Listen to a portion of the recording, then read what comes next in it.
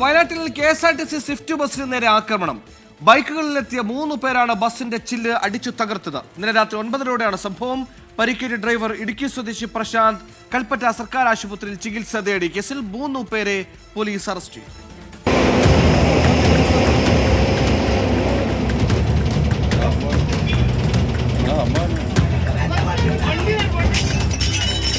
ബാംഗ്ലൂരിൽ നിന്ന് മൂന്നാറിലേക്ക് പോയിരുന്ന KSRTC സ്വിഫ്റ്റ് ബസിന്റെ ചില്ലാണ് കല്ലുകൊണ്ട് അടിച്ചു പൊട്ടിച്ചത്.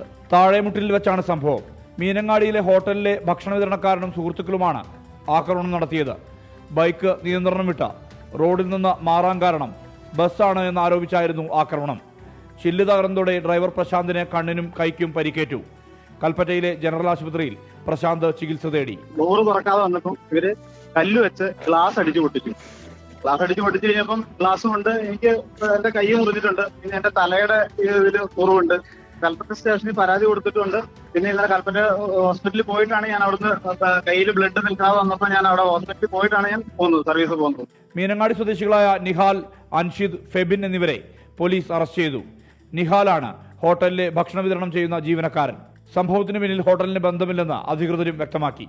24 വയനാട്.